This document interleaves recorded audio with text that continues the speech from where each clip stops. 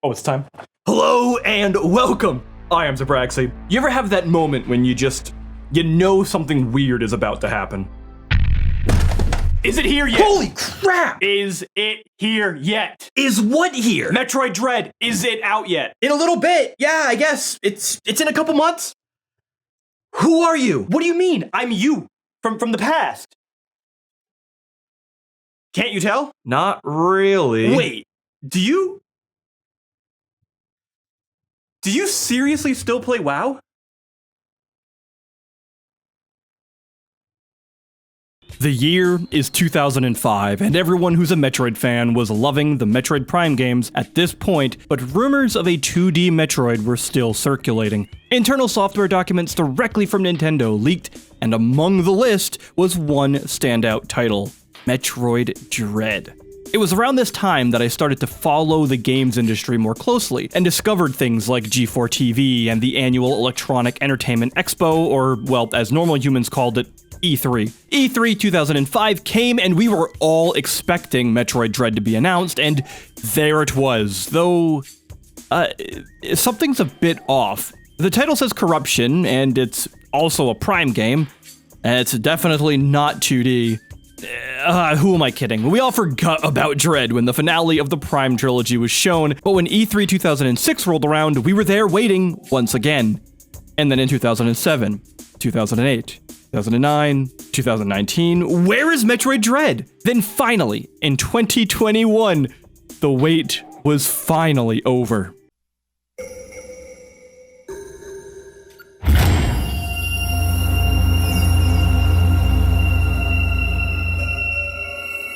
It's important to set the stage with just how much anticipation there was. When I watched E3 2021 and I saw that white text saying Metroid 5, my excitement shot through the roof. I had accepted over a decade ago that this game was long dead. So to finally see a logo and gameplay for that title that I had been waiting 16 years for, it was kind of surreal. In honor of Metroid Dread's announcement, I decided I wanted to catch myself up and play through the core Metroid 1 through 4 games, and I wanted to make a video on them to get other people excited if you've never played Metroid, or at least maybe just caught up and see what this franchise is all about, since Metroid Dread is coming. After a lot of thought and a lot of research online, I've come up with this following game plan. I'll be playing through Metroid Zero Mission, since it's basically a straight-up remake of the original game. I'll be playing the AM2R fan mod for Metroid 2, since it's the closest to the original that we can get besides the Game Boy version, since apparently Samus Returns on the 3DS is very different. So I'll be doing the AM2R fan mod, Super Metroid on the Super Nintendo, and Metroid Fusion as Metroid 4 on the Game Boy Advance. With that out of the way, let's jump right into Zero Mission and get into the world of Metroid. Let's go! We open up with Samus Aran being sent on a mission to the planet Zebes by the Galactic Federation. This used to be Samus's homeworld, and evidently some space pirates have taken an alien life form known as a Metroid to this planet, and an entity known as Mother Brain is leading this charge. And that's it. This is the story we get going in. This is the only bit of dialogue that is laid out before us until the epilogue. The Metroid series has always been about subtext, and Zero Mission knows how to set that up right out of the gate.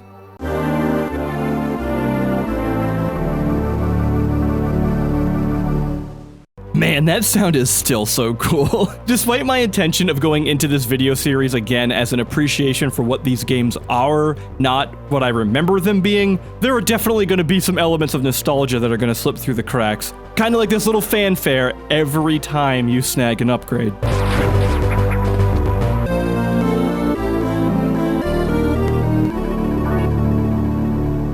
If that sound actually played anytime I did anything remotely worthwhile, I would be the most productive human being on the planet. I might actually make content.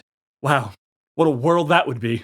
I want to return back to that subtext comment I made earlier, though. I'm holding off on going too deep into this topic since it's something that I do want to discuss further with a later title in the series. However, something that Zero Mission sets up immediately is something I like to call hands-off direction. What's an example of this, you might ask? How about the second room in the game where you already see enemies underneath the floor, in a place you're currently unable to access? Whether you stick around to try and fail to find a way through, or you just casually pass by, this is something you will remember. This moment of remembrance will be one of the greatest strengths of not only Zero Mission, but the entire series to come. The subtext that I mentioned before isn't just an observation of the narrative, but also to your direction as a player. Along your journey, you will end up stumbling upon these massive statues that will indicate a location in which you have to go. Almost always, this indicator is off in the middle of some place in the middle of nowhere that you've never explored and where your map doesn't show any detail.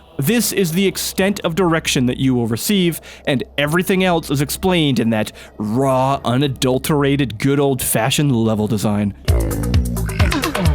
Think I might be overselling it a bit? Well, let's take that second screen again, and once you receive a power-up that allows you to break through the floor, I guarantee that you will remember this area. You're not going to remember just this one area though, but every area you've been through already where you happen to notice something currently unreachable. Whether you give it a passing glance as you ran through a room, or whether you spent genuine time and energy attempting to receive that missile upgrade and just couldn't reach it so you were forced to move on. This second room of Zero Mission is so intelligently placed early on in the game to make sure that your brain registers this idea of branching pathways and secret areas, and it's done immediately at the starting line of the journey when you're at your most attentive. This lesson isn't over yet either, by the way. How about when we get the Morph Ball bombs? In the room when you get the bombs, you clearly are shown a path that is a secret, accessible now via your bombs. This room teaches you that bombs aren't just good for breaking blocks, but can also cause Samus to jump in the Morph Ball if you stay on a bomb when it detonates. Your reward is a missile upgrade. There is no text,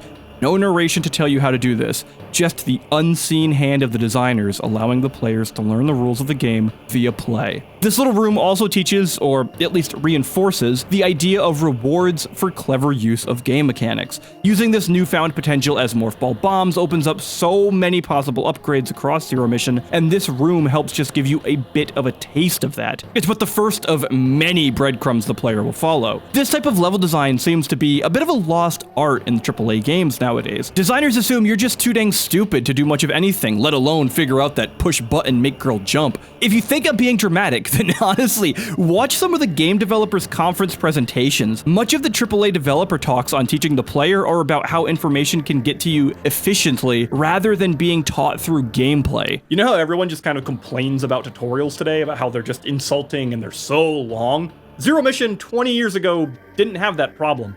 It had faith in the player's mental ability and decided to just teach them by letting them follow the breadcrumbs, like that one, and that one, and that one. Who the heck made a mess of my house? It was you!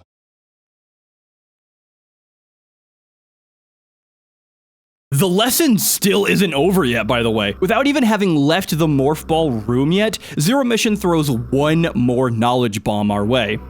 Good pun. Up until this point in the game, there are these little bugs that can get stuck to Samus, and you have no way of getting them off you besides going through a doorway. And thankfully, they didn't really seem to do much of anything, but they're noticeable. Well, back in the Morph Ball room, the door you entered is closed, but there's this peculiar pillar that can be destroyed. So we drop the bomb and, oh crap, that's a lot of bugs. Oh, and they hurt now. Oh crap, spam bombs! Spam bombs! Oof. Okay, so that's how you get the bugs off you. Good to know. And it's that moment, that acknowledgement, that now allows Zero Mission to throw more of these types of creatures at you in rooms still upcoming. The game set a trap for you, but it was to teach you a mechanic you'll need in the future, since now, with your newfound knowledge, Zero Mission can play and iterate upon this lesson with enemy design later on. When I see a game teach the player in these creative ways, I know there's something truly special on the horizon. This is the kind of stuff that we'll talk about for decades as standout moments of exemplary game design. It's these mechanics that make learning in games so much fun. Video games, through their interactivity, have this potential to teach the players of these core fundamentals of critical thinking,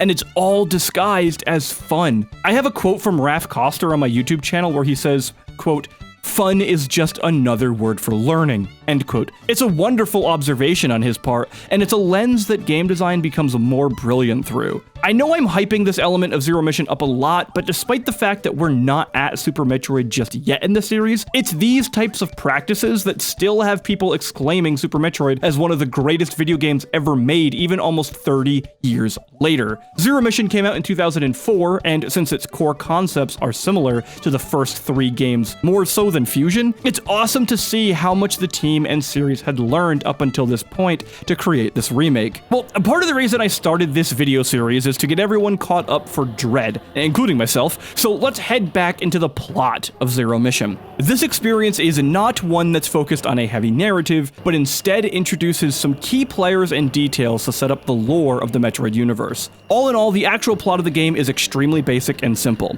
The opening text before the title screen gives you 2 objectives: exterminate the Metroids on planet Zebes, and defeat the mechanical organism known as Mother Brain. This is it.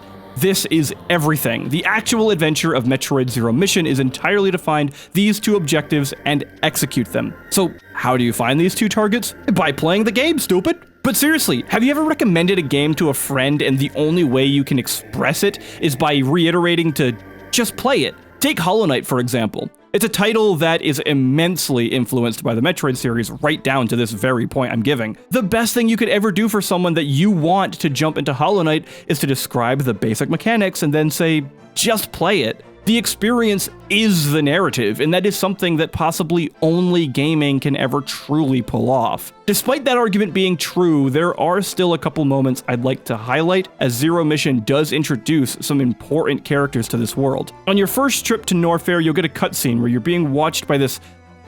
Is that a brain with an eyeball?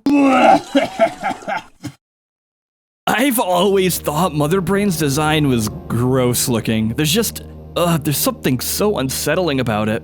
The scene where she's watching you too, man, it makes my skin crawl as I play through the rest of the game. It's like every room I enter, I know I'm being observed by that thing, and it just never really leaves you. This type of conveyance also helps lead Metroid into something else that it does so wonderfully, and that's the feeling of isolation. It's no secret that the Metroid franchise is heavily inspired by the movie Alien, right down to the main character being a female, to the atmosphere, to the enemy Ridley being named after the director Ridley Scott. Alien is an action movie, but first and foremost, it's a space horror thriller. The tension almost never lets up, and once you start this descent into Norfair, the world continues to do the same in Metroid. After further exploration, we stumble upon an area called Criteria. I thought this was gonna be Brinstar, judging by the view of the map, but apparently we're further than I thought. At first glance, it actually appears like we've taken the wrong path. Everything is far more dangerous than before, like we're really not supposed to be here. Push through a little further though, and we stumble upon some ancient ruins where we get the power grip, which allows you to ledge grab. Nice. What is this place though? It's so clearly out of place from the natural environments that we've come through so far. This was clearly built by an intelligent species who are also really into birds. In this area, you'll unlock an unknown item, which lets you blow up certain blocks, which, I guess that's a bit weird and kind of out of place. Something's weird and out of place. I wonder if that'll be important later. Spoilers, yes it will be. From here on, we're shown a location back to Brinstar. It was at this point that I noticed something a bit odd. I had so many missiles, but no energy tanks, which is this game's health upgrades. I had received about 12 or so missile upgrades before receiving another energy tank. This normally wouldn't be a problem, but as we started to move deeper into the game, especially into the crate area after Brinstar, enemies started to hit, a little bit harder?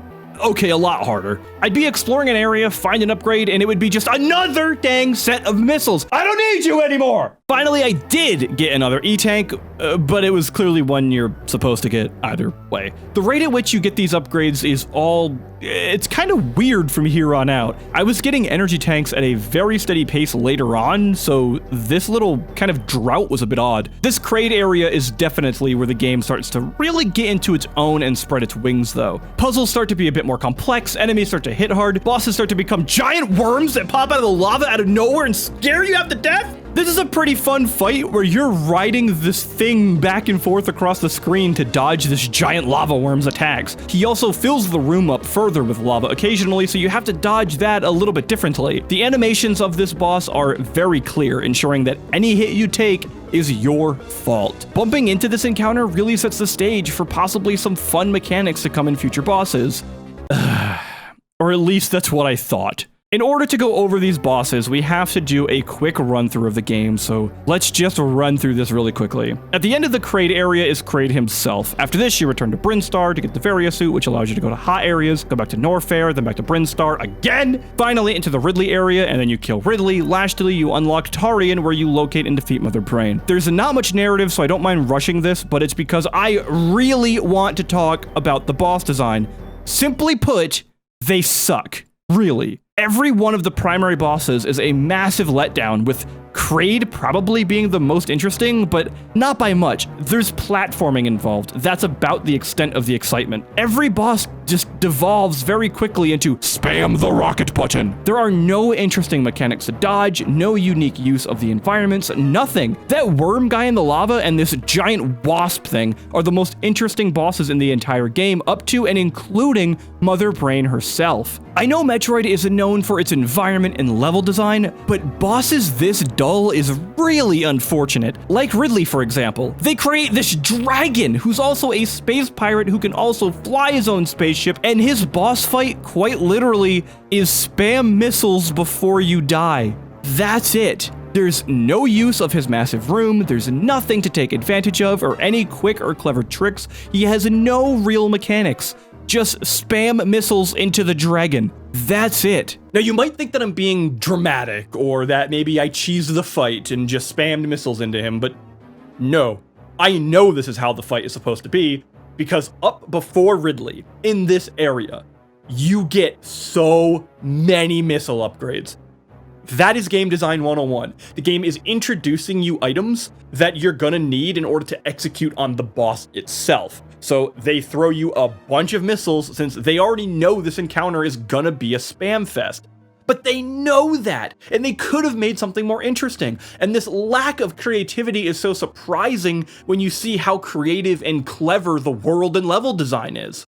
Anyway, after Ridley, we make our way to Tarian, and this place, it's unsettling to say the least. You see a brief cutscene of some Metroids feasting on a space pirate to set the stage. That's kinda creepy. Conquering Ridley through nothing but rockets, for better or for worse, sets the expectation that you can now brute force everything. That is, until these little green parasites. You see corpses along your way, until the Metroids finally swoop in from the background and latch onto Samus. The only way to harm these creatures is to freeze them and unload missiles into their frozen bodies. But they do not stay frozen for very long. These things also aren't afraid to team up and swarm you 5v1. Fighting the Metroids is chaos, and it's a fantastic way to humble the player. Like I mentioned earlier, beating Ridley puts you on a bit of a high.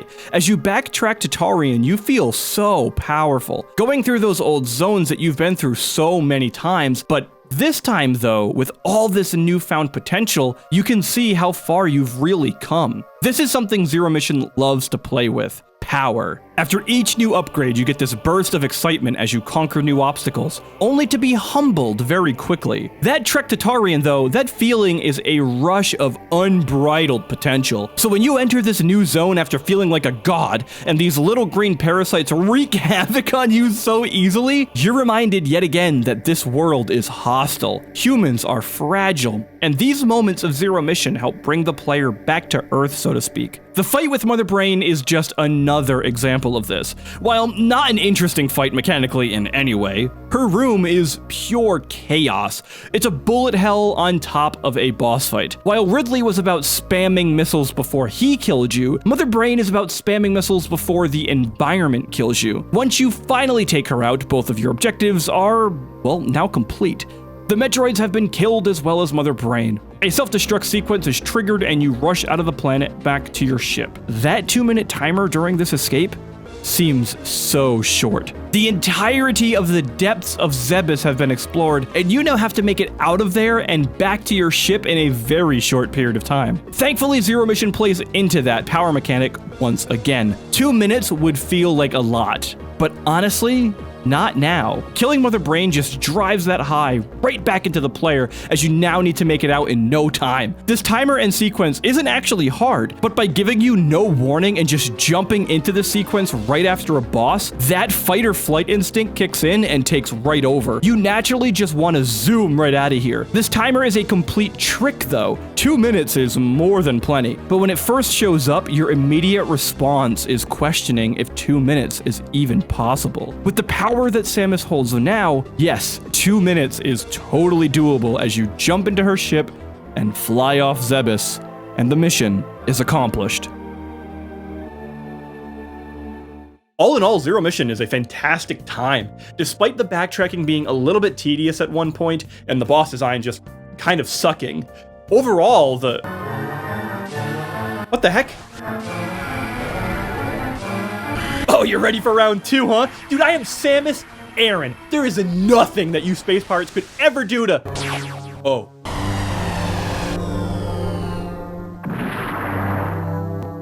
Oh. I guess there's more.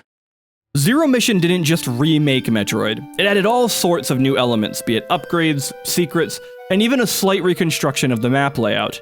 But most importantly, it added this epilogue. Welcome to the pirate mothership, Enchozodia.